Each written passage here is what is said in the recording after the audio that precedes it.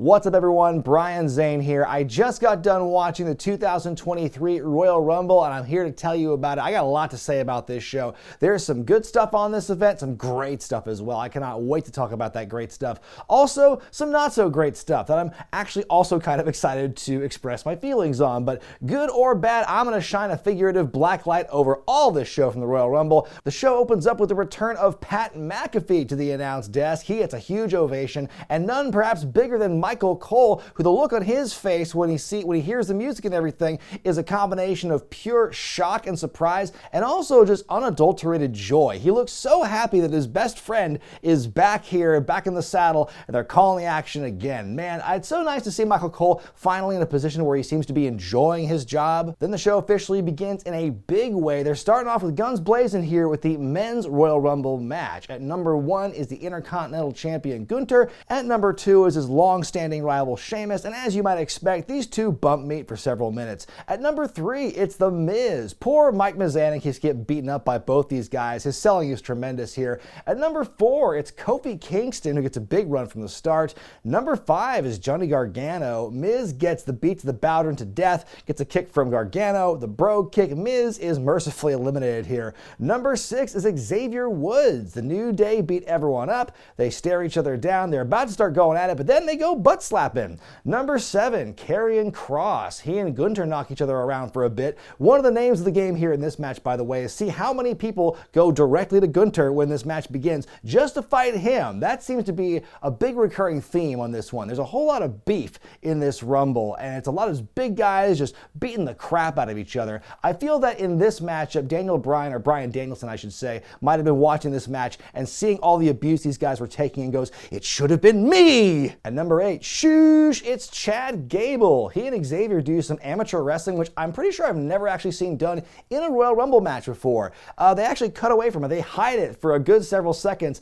I wonder if they thought it was just gay pornography and they were trying to avert people's eyes from seeing it. At number 9, it's Drew McIntyre. Drew Claymore's Karrion Kross out of the ring. Number 10 is Santos Escobar. I love how he just casually drops a super phantom driver on Gargano. Okay, dude. Number 11, Angelo Dawkins of the Street Profits. Gunther kicks Xavier out of the ring. Kofi tries to land on the announcer's chair, but he crashes and burns. 2 years in a row, they have botched that miracle save attempt. You hate to see it. Number 12 is Brock Lesnar, who declared his entry into the Rumble match on SmackDown. Drew and Sheamus look very pleased. Lesnar throwing people around. He eliminates Santos, Gable, suplexes all along the way. We get a brief stare down with Gunther, but they really don't play on this very long. There's a couple of blows exchanged between the two of them, but it's not what people are kind of hoping to see. And, you know, there's the rumors and everything of Brock and Gunther at WrestleMania. We'll see how that all plays out, but I mean, the fans definitely want to see it. Number 13, Bobby Lashley. Spears and takedowns aplenty. Bobby eliminates Lesnar in quick fashion. Lesnar goes on a big tantrum, though. He takes out Baron Corbin, who's number 14. He shoves the referee. He's going all over the place here. Number 15, the halfway point, is Seth F. Rollins. He throws Corbin into the ring, then right back out. Number 16 is Otis. Number 17 is Rey Mysterio, who is not coming out. Oh, but we'll see what happens here. Number 18, Dominic Mysterio. He's wearing Rey's mask. The bastard. The Judgment Day must have beat up Rey in the back. I love how Dominic tries and fails to rip the mask into as the no longer Banger Bros eliminate Otis. Lashley's taken out by Rollins at one point. Number 19 is Elias, who decks Gunther with a guitar. Sheamus and Drew double kick his face in to eliminate him. Number 20 is Finn Balor. I like the spot here where he intercepts Gargano diving through the ropes to eliminate him. Number 21, big surprise here as the local legend and the Hall of Famer Booker T shows up looking in phenomenal shape. We get the Spinneroonie in the Lone Star State. He is soon thrown out. Nice seeing you there. Number 22, Damian Priest and Judgment Day's at full power here. Number 23 is Montez Ford, who doesn't last very long. He gets eliminated and lands right in front of his in-laws. You hate to see it. Number 24, Edge is here to save the day from the Judgment Day. He takes out Priest and Balor, who then come back and help eliminate Edge. I love Finn Balor's reaction to this. Looks like he just won the title. Number 25 is Austin Theory, who walks by Edge, who's coming back to beat up Priest and Balor. Rhea Ripley shows up and beats up Edge. Then Beth Phoenix shows up and she spears Rhea on the floor. Awesome stuff. Number 26 is Omos. He lumbers around and he hits some people. He chokeslams Gunther. Number 27 is Braun Strowman. Braun Strowman eliminating the very tall man. Number 28 is Strowman Strowman's partner Ricochet, Sheamus knocking Braun into Chet. Sure, that's going to play into the storyline with these two. Of course, they have a very uneasy relationship as a tag team. Gunther takes out Sheamus and Drew at the same time. At number 29, back from his big ACL injury is Logan Paul. Just does the buckshot lariat like it's nothing. At number 30, everyone by now knows who it's going to be. It's not The Rock. It's not Sami Zayn. It's not Steve Austin. It's Cody Rhodes. The first time we've seen him in action since Heck in a Sec when he tore his pec. By the way, the eagle on his tights looks a lot like a Decepticon Logan to me. Dominic goes for the Three Amigos, but Cody hits Crossroads and eliminates him to a big pop. Ricochet and Logan Paul on opposite ends of the ring. They each springboard and collide in midair. Holy shit, I have never seen that spot done before. Strowman's taken out of the match. Austin Theory eliminates Ricochet. Stomp to Theory. Cody takes him out of the match. We get a stare down between Cody and Seth. Seth hits a pedigree on Gunther. Cody also hits a pedigree on Gunther. Logan Paul comes back and he dumps Seth Rollins out. Cody hits Paul with Crossroads and eliminates him. It's down to he and Gunther, number 1 versus number 30. Gunther with many chops to Cody's surgically repaired chest. We get a superplex. Cody hits the Shattered Dreams, the ultimate Dick Kick City. More fighting. Cody hits Crossroads and knocks Gunther out of the ring. Cody wins this one. This one gets 4 stars out of 5 for me, despite there being very few big surprises in this thing. Not a whole lot of big nostalgia acts coming back outside of Booker T, which again is kind of a local thing for it being in Texas. Yeah, I think this match was pretty well executed, pretty solid. It was a good showing of your current roster. Again, not a lot of spots being sacrificed for those nostalgia acts. I think there were a lot of fun spots and moments in this matchup. I mean, my God, the midair collision with Logan Paul and Ricochet, that makes me want to put down money to see those two wrestle at WrestleMania. Give me that. We saw a little bit of a tease of Logan and Seth Rollins in this one, but I would much rather at this point see Logan Paul and Ricochet. Give Ricochet a WrestleMania match for Pete's sake. But yeah, Cody winning at 30. I'm not usually a fan of like someone in the Undertaker spot winning at the very end, but I think, give credit to Gunther, obviously, for going number 1, lasting the entire length of the match. Sheamus and Drew McIntyre also lasting a long time. And Cody at number 30, he still wrestled like a whole separate match at the end with Gunther, which kind of made it believable that he was able to be in this threatened situation before he was able to eliminate Gunther. But God, yeah, Gunther, obviously they see a lot in him for him to have lasted that long, and what a great performance by those guys in particular. Yeah, I mean, it was just a very, very good Rumble match. And then, oh goody, I can't wait to sink our teeth into this one. It's time for the Mountain Dew Pitch Black match as Bray Wyatt takes on LA Knight. I will say, this match peaks in the first 5 minutes during the introductions because you've got Bray coming out with a slightly tweaked look. He's got the black paint around his eyes, makes his way down the ramp. You can barely see the human-sized funhouse puppets along the ramp with him. And then one thing that really shocked me before the bell even rang was you saw the Mountain Dew logo on the ring canvas. Like, they never do that. They never put sponsors. They barely put anything on canvases in WWE historically. What is this, WCW? Then the bell rings, the lights go down. It's not a pitch black match per se. It is a black light match because the ropes glow, LA's gear glows, Bray's hidden body paint glows, which was really cool to see. You can see the contact in his eyes and like his teeth are all pointy and everything. This was the absolute high point of this match, was that reveal, the look of what the pitch black match is. I heard reports that people were having a hard time seeing it live compared to seeing it on broadcast, but the reveal was cool, and then it turns into every Bray Wyatt match you have ever seen. A couple times where LA takes some scary looking bumps. Big spot where Knight tackles Bray through the announce table, which is full of bright confetti for some reason. Back in the ring, LA Knight grabs a glowing kendo stick and gets to hitting. Then Bray catches him with Sister Abby for the win. Okay, that happens. Now Bray's got a spooky mask on. Why? What does it mean? He stalks LA up to a tech area, knocks him out with a mandible claw. Then we see Uncle Howdy up on a platform. Then he just dives off the top onto Knight. Totally whiffs him, by the way. We get this big explosion. We see the Funhouse characters looking down from above. Holy fuck! What did we just watch? That was the big payoff. I really hope WWE got a shitload of money from Mountain Dew to put this match on. Look, I'm going to give it 1 star because I applaud them for the effort for making the look of the pitch black match. That reveal was the highlight of the whole thing. Then the bell rang. My kid was watching with us and she said, this is the worst match I've ever seen. From the mouths of babes, everyone. Like, what does this mean? Can we ever get a straight answer or an actual, like, definitive, like, here's a plot point, here's a thing about Bray Wyatt, like, without everything being so mysterious and coded and oh my god, like, what is this? Like, why did Uncle Howdy do a trust fall onto a crash pad that the company did a terrible job covering up? I don't care what company does it. If it's WWE, if it's AEW, that kind of stuff where you see like the curtain's not even there, it's just gone, and you can clearly see the magic and everything. It kills the illusion for me, and it's Bush League stuff. The match was not great. It was an interesting idea.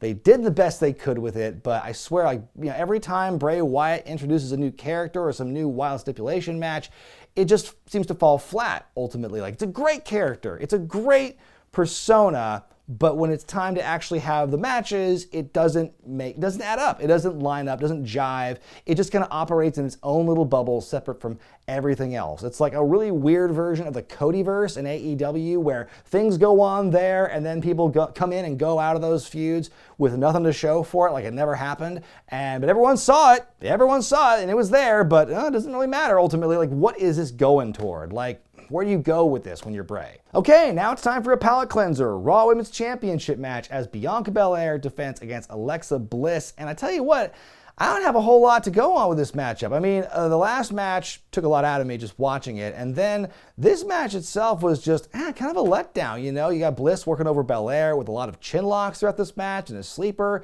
Bianca does catch her at one point and suplexes her. There is some good back and forth here.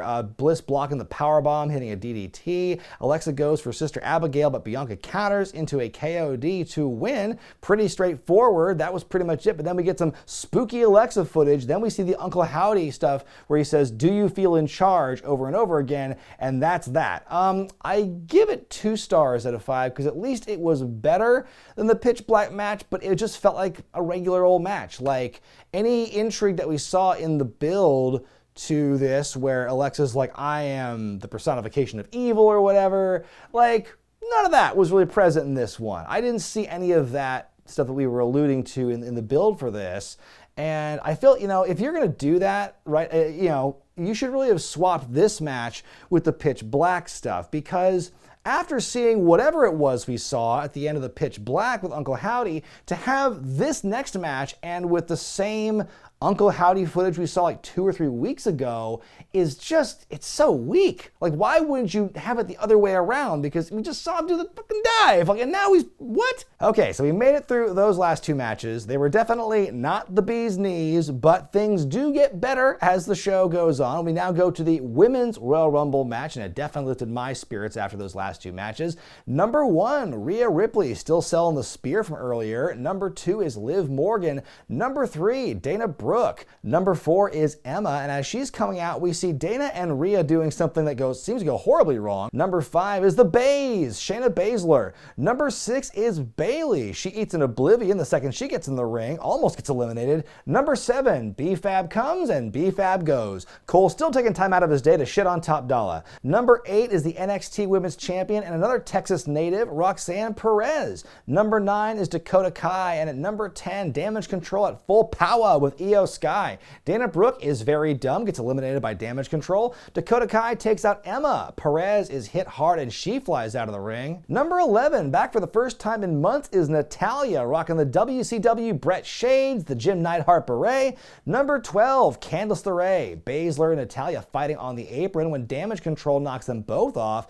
Number 13 is Zoe Stark. She splats on Rhea with all her weight. Number 14, Xia Li. She shoves one of the refs down for some reason. Candice taken out by Damage Control. Number 15 is Becky Lynch. She fights all members of Damage Control on the outside of the ring, and they beat her up for a bit. Number 16 is Tegan Nox. And at this point, I'm saying, look, there are way too many attires in this match right now that all look the same. Half the people in this match look like they were members of Damage Control. Everyone's got the same neon, like, pinks and yellows in their hair and in their attire, the greens. Like, if so many people have it, it's going to get really confusing in a match like this. Number 17, Asuka comes out with some familiar face paint. The Kana look is back. That was freaking awesome. She takes out Tegan, and Corey Graves says, go back to shining your wizard. Number 18, Dewdrop no more. She's Piper Niven once again, and she does great in this matchup. Number 19 is Tamina. She and Piper square off for a bit. And number 20, here's a surprise. Chelsea Green is back. Here's another surprise. She's eliminated within seconds. I'm surprised she didn't get injured this time.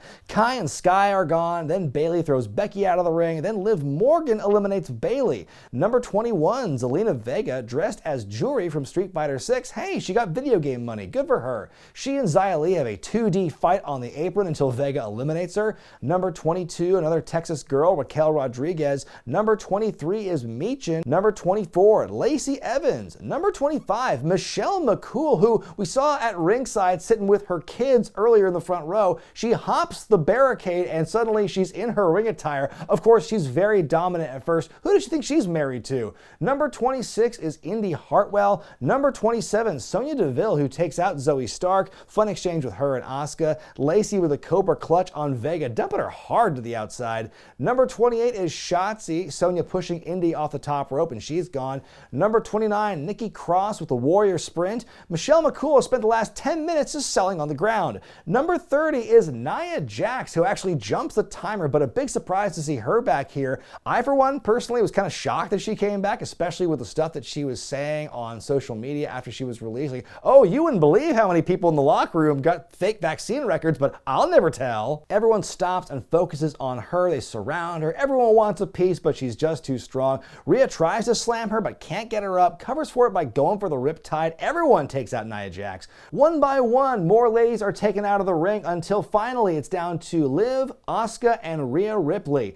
Asuka blows the blue mist, but she hits Liv by mistake. Asuka is out. Liv hits that code breaker for like the 10th time in this match. After a struggle, Rhea eliminates Liv and wins. She goes yard, the 4th person all time and the first woman to start at number 1 and win the whole damn thing. I give this one 3.5 stars out of 5. First of all, incredible effort by Rhea Ripley and Liv Morgan, going 1 and 2 and making it all the way to the end. What an incredible performance by both ladies, especially for Ripley, who apparently got her nose busted very early in the match, but for her to keep on going and stay so dominant, really cool stuff. More surprises overall than the men's match this year, although they weren't all good surprises, I would say. I think that this match was, the best way I could describe it is good, but not great. Obviously, the individual performances I talked about were really stellar. At least this year's winner felt a lot better than last year's winner, was less deflating. Yeah, I'm really excited to see where Ripley can go with this one, because I think you've got 2 really viable options for where she's going to go with this one. You could go to Charlotte and try and get your win back from WrestleMania a couple years ago. You can go after Bianca and kind of have that match of like, here's the future of who our women main eventers are going to be, the present and the future.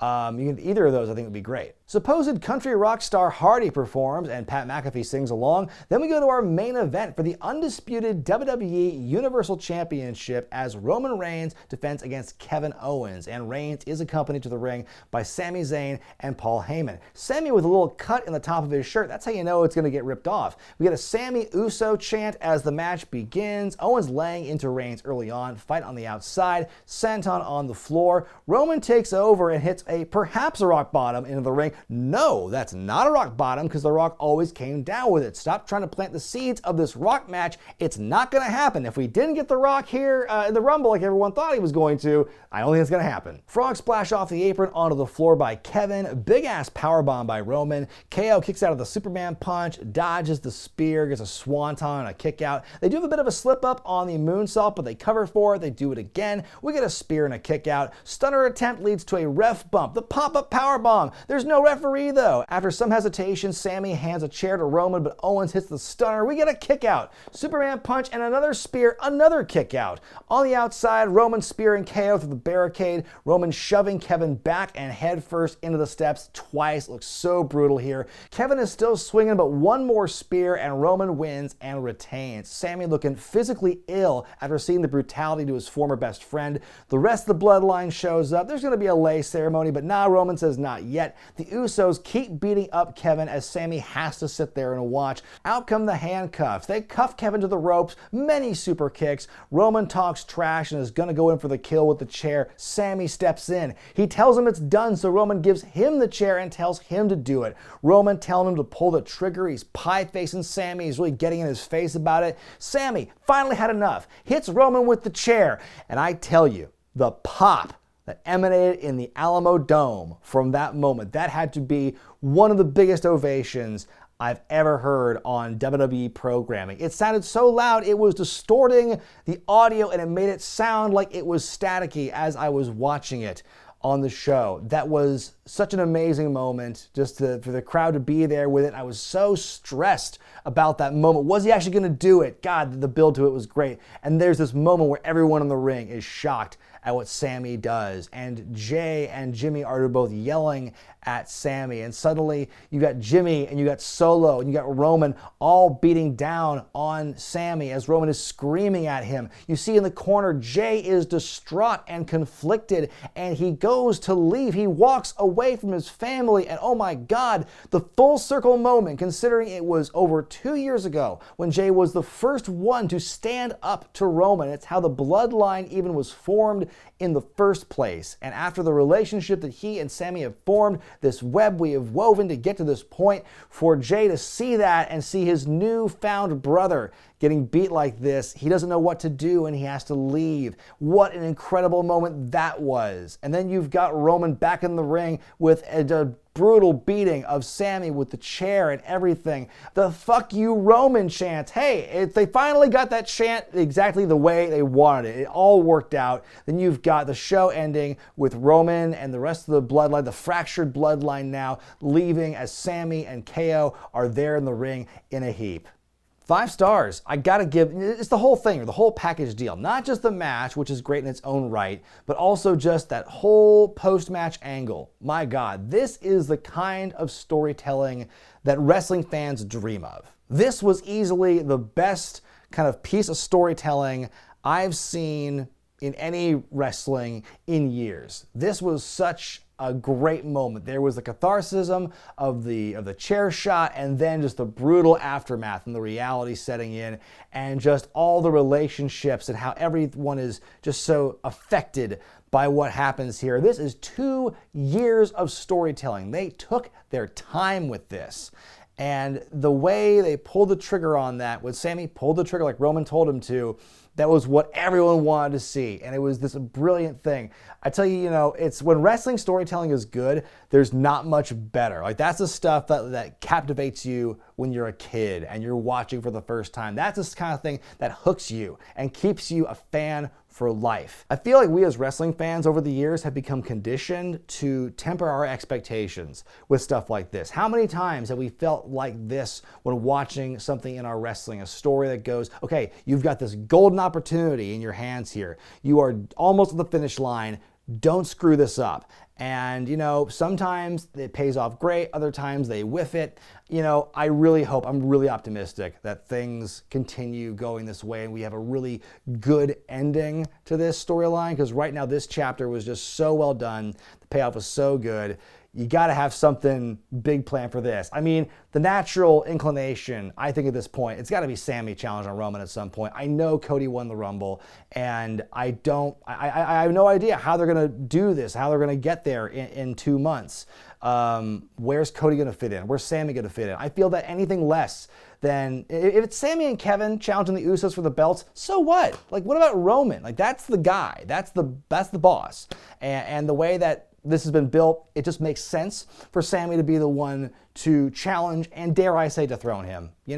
Who knows where it's going to go from here to now, but I'm totally on board with this. I'm very much invested. This stuff was amazing. I cannot wait to see what happens next. That being said, my grade for the 2023 Royal Rumble is a B-. Look, the pitch black match absolutely stunk. There's no sugarcoating it. The women's title match, not much better, but boy, it's a good thing those Rumble matches were really solid entries in the lineages. Really great performances by the big key players involved in both matches. Just really, really great stuff there. And of course, the main event, the Bloodline fallout, that's it's perfect. I think it really helped elevate the rest of the show for me. If you watch only one thing from this show, it's got to be that main event and that post-match angle. But I think that the Rumble matches really they served their purpose well. They showcased the current roster in a really good way. They didn't sacrifice too many other current spots. Like I said, this was a very, very good Rumble show overall. Pitch black match notwithstanding. But what did you think of the Rumble, folks? What did you think of the matches? Who do you think Rhea Ripley should challenge come WrestleMania time? How do you think the Sami Zayn Bloodline story is going to end? I want to hear it in the comment section below. Be sure to thumbs up this video if you like it, and don't forget to subscribe to this channel if you've not yet, and click that bell icon to get all the notifications. And speaking of which, you'll be getting a notification on Monday morning when I drop a bonus Classic Royal Rumble pay-per-view review. Stay tuned for that. But until then, folks, I'm Brian Zane, and I'll see you next time.